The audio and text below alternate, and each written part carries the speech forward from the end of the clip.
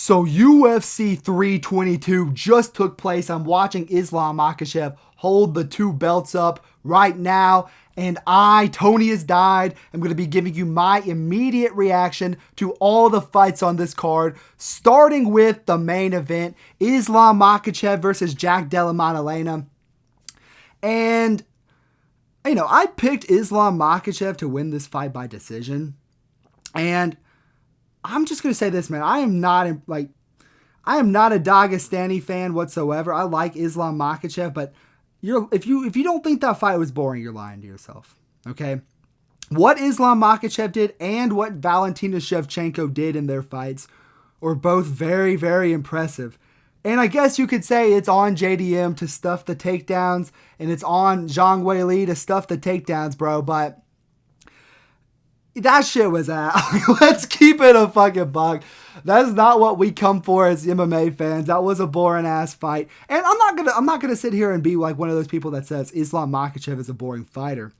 Because all of his other fights are entertaining. Choking out McConico in a round, the war with Poirier, the war with Volk, knocking out Volk, subbing Charles. Like, Islam Makhachev is not a boring fighter.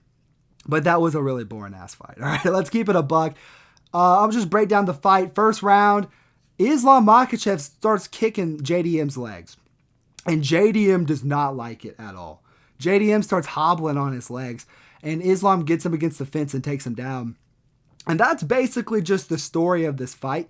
JDM, once his leg was compromised by Islam's leg kicks, he could not move his legs at all. He could not move his feet, and he was so susceptible to the takedowns. He wasn't able to do the scrambles that we normally see. So once Islam Makhachev neutralized the leg of Jack Della Maddalena, it was just over from then on forward. Because he was able to just take him down at will. He took him down against the cage. He took him down out in the open. He tripped him against the cage. He basically just turned JDM into a bitch. Let's keep it a stack. JDM got completely destroyed in this fight. He literally, I don't even know how, if he landed more than 10 strikes. He had a couple, 140 to 30 is the strikes. Islam Makhachev got 5 out of 5 takedowns. Every single takedown that he attempted on JDM, he got it. He peppered him with ground and pound shots. Now, I don't know why they didn't give Islam a single submission attempt. He was going for the submissions the entire fight. He was threatening the Darce. He was threatening the Kimura. He was threatening a guillotine. He was doing all these different things. And JDM, like I said, JDM is good enough to not get submitted by Islam. But I think that once Islam gets him into the same positions that like Bilal, Burns, Hafez all had JDM in, it was just going to be easy for Islam to lay on top of JDM. And that's what happened. I will say this, adding Jack Della Maddalena to your resume, into your record, I got to say that Islam Makhachev is probably the greatest fighter we've ever seen. He's better than Khabib. I think he's better than John Jones. I think he's better than GSP. I think Islam Makhachev is the greatest fighter to ever step foot into the UFC octagon. And man, JDM, I don't think JDM sucks. I just think that Islam is that good, man. Yeah, JDM sucked in this fight. It's prime Islam Makhachev. I don't think that Shavkat will be able to do that to JDM. I don't think Sean Brady, we're going to talk about him in a second. Talking about all the other grapplers in the division, I don't think they would be able to do that to JDM. But yeah, Islam Makhachev is just another fucking beast of a human being. He was able to, at one point he had JDM's arm trapped in the fucking body lock, started threatening a rear naked choke on him. He had every position on the ground in this fight. Pretty sure he had 20 minutes of total control time in a 25-minute fight. Yeah, JDM, he just did, JDM got completely pulverized in this, and it wasn't even close, bro. So, that's my opinion on the fight. I don't think the fight was entertaining. I don't think it's necessarily Islam Makhachev's fault that it wasn't entertaining. JDM has to be there, show up to make it an entertaining fight as well, but at the same time, man, we could have seen some more ground and pound out of Islam, But, yeah. Islam Makhachev, double champion, go to the sport. I'm saying it. The next fight, bro. I'm about to go on a generational rant about this shit. Can we stop doing 5-round WMMA co-main events? Please. For the love of fucking God, bro. How many boring ass 5-round WMMA co-main events do we need to have to show that they completely kill the momentum of the fucking card? After we had the Marias KO, the fucking Cortez destroying Leon Edwards, BSD, the Bo Nickal fucking head kick, and then we get this fucking bullshit. This was a boring ass fucking smudge fest, and I'm gonna blame Shevchenko for this one because, you know, with Islam, we knew, like, here, let me collect my fucking thoughts. Shevchenko has done this in her last 10 fucking fights. Like, at least with Islam, you could say he has other entertaining fucking fights. Shevchenko has had boring ass fights in her last 3 fights. I want to put fucking Shevchenko in the apex, okay? She's the greatest women's MMA fighter of all time, and I will respect that. But that doesn't mean I'm going to be a fucking fan of Shevchenko, because after this fucking performance, this shit was literally like, it was just fucking abysmal to fucking watch, man. It literally, like, I literally went to the bathroom during this. Like, the WMMA meme. I literally went and took a piss break. This shit was abysmal to watch. Zhang Weili was just completely undersized in this. She was getting hit to the body a lot as well. Completely pieced up on the feet and on the ground. She just didn't have anything for Shevchenko on the ground, and it just resulted in a boring ass fucking decision. At least Islam was throwing ground and pound shots and attempting submissions. Shevchenko was just literally fucking camping guard on top of fucking Weili, doing jack shit, bro. Literally just sitting on top of Zhang Weili. She got every takedown she shot, of course, but she literally was just fucking doing nothing, laying on top of her doing fucking nothing, bro. So, fuck WMMA. Fuck, like, dude, I just don't want to, like, put it on a fucking fight night. WMMA title fight should headline fight nights. That's what I want to see. I don't want to see it on a fucking pay-per-view. If I'm going to pay money, then I'm not fucking buying it if there's a WMMA co-main event, bro. Fuck, Jesus Christ, all right? And now we can talk about the good shit, all right? Whew, fucking hell. Dude, Sean Brady versus Michael Morales. Michael Morales is a fucking physical specimen like we've never fucking seen in the welterweight division before. When him and Brady, like, I picked Sean Brady in this fight. When him and Sean Brady were on the fucking, like, when they were fucking facing off with each other, I was like, when they were in the cage together, dude, Morales literally looked like fucking Ngannou. He literally was throwing just giant fucking clobbering overhands against Sean Brady. Just physicality. Like, first of all, why did Sean Brady not shoot a takedown? What was your fucking game plan, bro? What was legitimately your fucking game plan for this shit, all right? But, like, at least shoot a panic takedown when you're getting hurt on the feet, bro. Like, at least try to shoot a panic takedown after you get rocked, right? Brady did land a couple of good shots. He landed a couple of good jabs on Morales, but Morales was literally just fucking throwing like Ngannou. Like, literally, that's what I was thinking of when he was throwing. I was just like, dude, if one of those fucking connects, Brady is fucked. And it connected, and Brady got fucked, dude. I feel bad for Brady because, dude, he was just being so passive when it came to the title shot. Like, he literally was just like when it was coming to the title shot, he's like, yeah, man, I guess I'll just fight again if they don't want to give me the win. I'm like, dude, you need to call out for a fucking title shot or they're going to give you Morales. And, dude, Morales looks like he's just... Dude, there's so many unanswered questions about Morales because he can literally just go out there and slime anybody, bro. He literally just was a fucking physical fucking specimen against Brady. Brady, like, dude, they have Sean Brady listed at 5'10" and they have Morales listed at 6 foot. Somebody's fucking lying, bro. I do not know how Morales makes weight. He is the biggest welterweight I've ever seen, and he just obliterated Sean Brady, so... Jesus fucking Christ. Like, that was actually insane. Speaking of getting obliterated, there is no meme. Leon Edwards has died. The fall off of Leon is crazy because this dude was undefeated for 10 years. And now he got subbed by Brady. And then dude, that knockout was nasty. He literally did not throw any power shots into it at all. Like, he barely put any steam behind that shot whatsoever. And it just completely flatlined Leon Edwards. And Leon was doing really good before that, too. He had the back of Carlos Cortez. He was threatening the rear naked choke. He was landing pitter-patter shots. He took Cortez down. He was doing good. Leon was doing fucking good. Until he was winning every moment of the fucking fight. Until he just got brutally flatlined knocked out. Yeah, man. Like, They literally recreated, like when Usman got knocked out against fucking Leon. When Usman got knocked out against Leon, he literally turned into that. He's literally just smiling. Hey, bro, I'm fucking knocked the fuck out. Like, dude, Leon Edwards is brutally unconscious. And man, this is really, like, we need to see what happens for Bilal versus Gary to see who gets the next fight. I hope Gary can win in a really impressive way, because Ireland versus fucking Dagestan Part 2, that would be a really, really good fight. I need to see that. So, yeah, man. Dude, Leon Edwards is fucking done. Like, I just don't think he has, like, I don't think he beats, like, a Bonfim. I don't think, like, at this point, like, Gilbert Burns would be a competitive fight with Leon. Like, I just think he's toast, bro. Like, Cortez put the hurt on Leon and made him look like, dude, he literally threw, like, nothing behind the shot whatsoever, and he just put Leon out cold. And he threw an unnecessary follow-up shot, and he knocked him out. So, yeah, man, holy shit. Carlos Prates is him, bro. And it's weird, because now Morales is ranked number 2 in the division, and Prates is about to be ranked number 4. Ian Gary is going to be below Prates, even though he already beat him.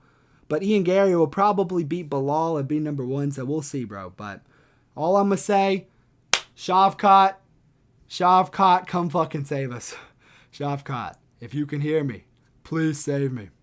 But enough of that aside, let's talk about BSD versus Beneil Dariush. There's not very much to talk about, bro. I think Dariush... Oh, let me just fix that. There we go. I think Dariush is completely cooked. I picked Benoit Saint-Denis to knock him out. He literally face planted him with a shot that should not have hurt him. So Dariush goes out there. He leg kicks BSD. It looks like it deadens BSD's leg. BSD kind of shoots a panic takedown. Dariush stuffs it. And then Dariush thinks he has BSD hurt. BSD literally just check hooks him and knocks him out. Face plants him, lands a follow-up shot. Dariush is like complaining to the ref. It was only going to get worse from there, bro. It was only going to get worse from there. Dude, Benoit Saint-Denis, he's in the top 10 of lightweight. How good is Dustin Poirier? How good is Poirier, bro? If anything, this is just showing how good Poirier is, because look how easily JDM got defeated by Islam, and look how easily Benoit Saint-Denis just disposed of Dariush. Holy shit, bro. BSD, this is a beautiful win for Poirier. That was my first thought. But, dude, I thought it might have been the fastest knockout at lightweight, but then I remember Terrence McKinney held it, actually. But BSD flatlined Dariush. Dariush, I think he's done, man. He's been dropped now in his last 4 fights. Kind of is a really bad look on Moicano, bro. But Moicano destroyed BSD. That's what's so fucking weird about this sport. It's like Moicano literally just destroyed BSD, 10-8'd him in round 1, and then the swelling made it a fucking stoppage. And then BSD just slimes out Dariush, but then Dariush beats Moicano. It literally makes no fucking sense. But yeah, man. Dariush is fucking cooked. The next fight, dude, I should have never doubted him, bro. I'll never doubt you again, Bo Nickal.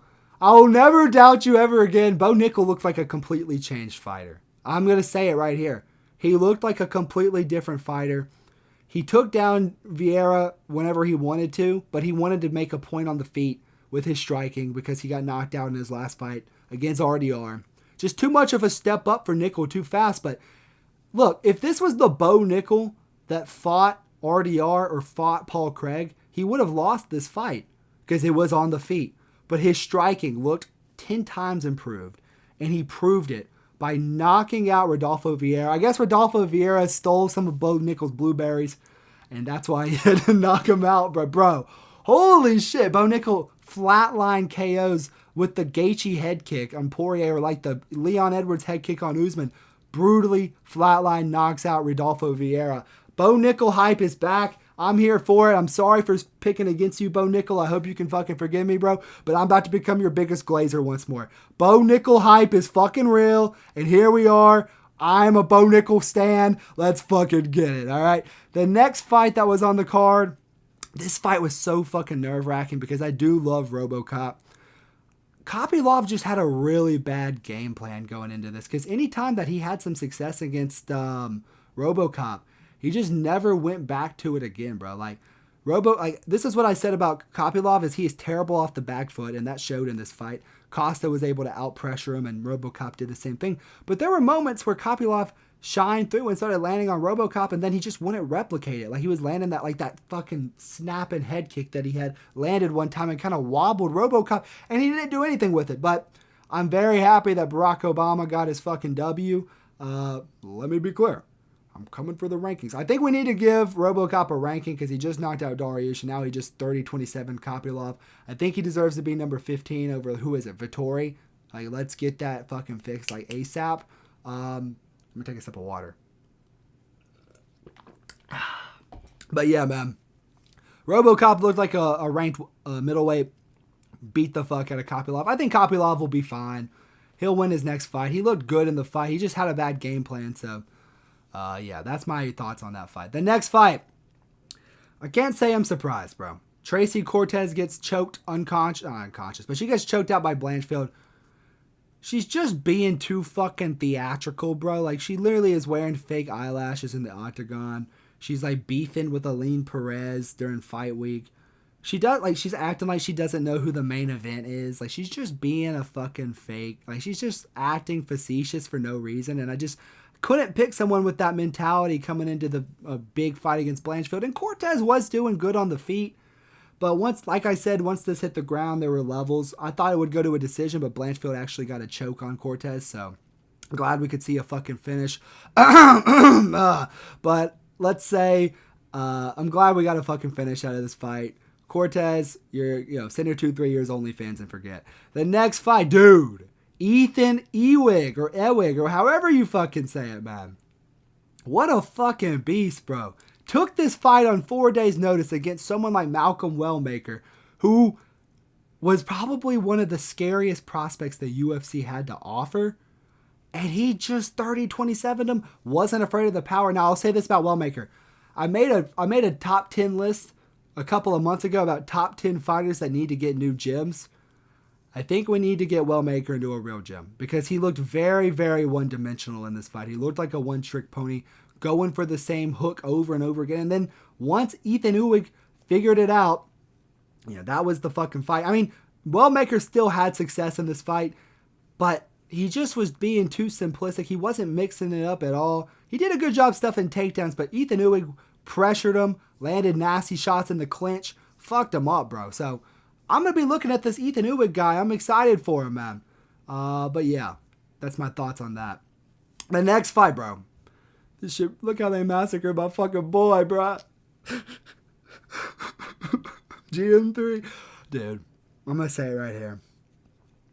GM3, you need to retire, man.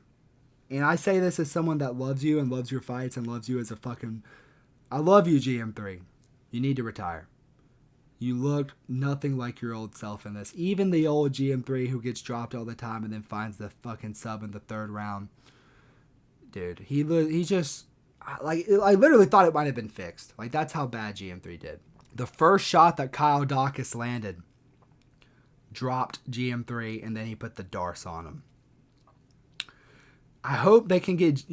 I really was hoping GM3 would retire after this, because it's his fourth loss in a row. He's been dropped in his last 5 now. I just wish GM3 retired right there, because I think he might... He just doesn't have a chin anymore, and... He doesn't have takedown defense, and he doesn't have submission defense, and he's just not his old self, man. So, as a fan of GM3, we need to see you hang it up, bro. But yeah, the next fight that was on the card, I completely kind of forgot about this one. Pat Sabatini versus Chepe Mariscal. It was a pretty lackluster fight. Sabatini basically just took down Chepe Mariscal whenever he wanted. Now, I'm looking at the striking numbers, and they're a lot closer than it looks like. It says Chepe actually outstruck Pat Sabatini, but Pat Sabatini, he did get 7 takedowns. I'm pretty sure, like, how many rounds, how much control time did he get? Does it show it on this fucking website? Sorry, I'm looking at the UFC website. I don't want to fuck it up, but he had a fuck ton of control time. I think he definitely had over like 12 minutes of control time. Chepe just wasn't able to stuff the takedowns of Sabatini. Now, he did cut Sabatini open with a head kick at one point, and he did land some good shots on Sabatini from the bottom, but Sabatini, he did enough to win off the top. It wasn't like an Almeida performance. Like, he did enough to land on top, and yeah. Sabatini goes to a boring decision with Chepe. This fight, dude, I told you guys. I was picking Klein by finish, and I hope you guys, like, people were clowning me for picking her by finish. I hope you got, like, obviously she didn't get the finish, but I hope you guys can see what I saw.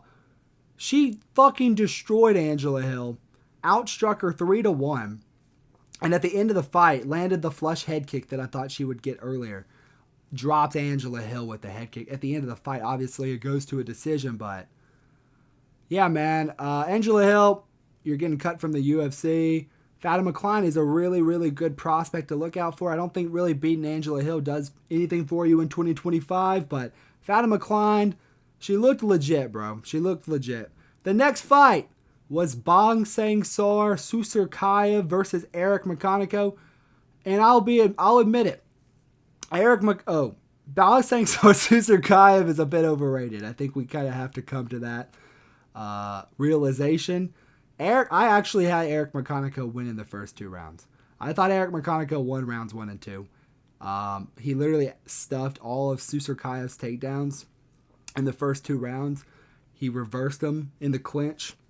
Did good work in the clinch. But, you know, it ultimately did not matter because Bong Sang-sar Susakaev knocks Eric McConico the fuck out. It was a nasty knockout, but you know, this guy called out Bo Nickal.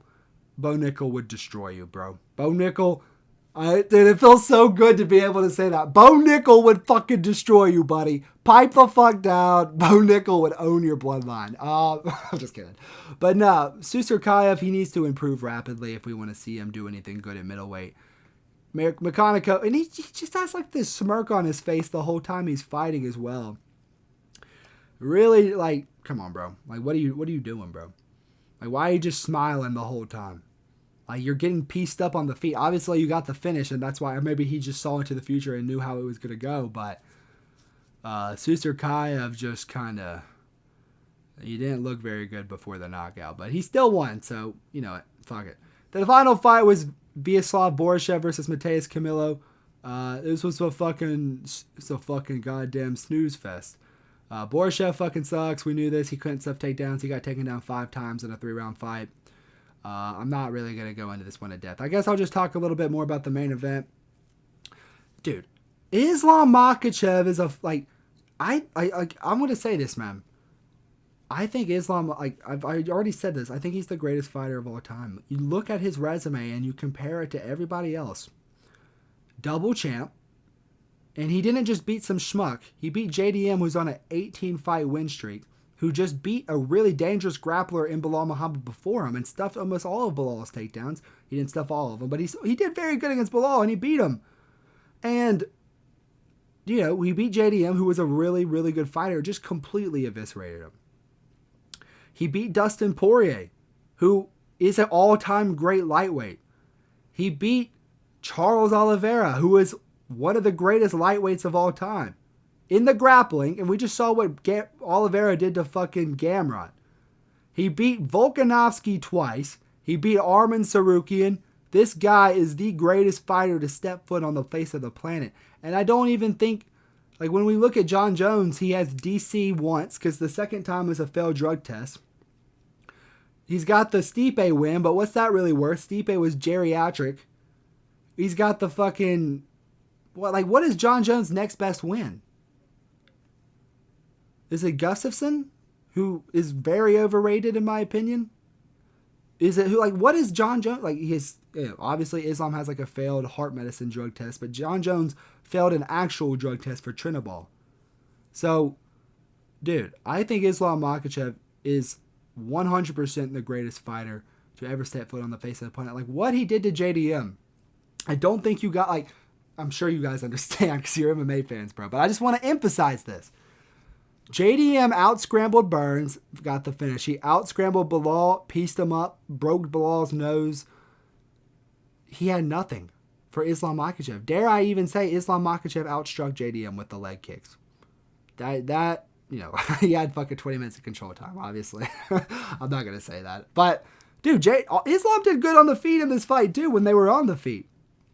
But, yeah, man. Islam Makhachev's the fucking GOAT. I think most people can come to that conclusion. I don't think it's that crazy of a thing to say. Shevchenko's the GOAT too, I guess, but Jesus fucking Christ. Like, I never want, like, if there's a Shevchenko fight on the card, like, I don't even want to fucking watch. Like, let's keep it a buck, bro. Like, we need to send Shevchenko to the fucking apex, bro. Like, Islam, you get a pass.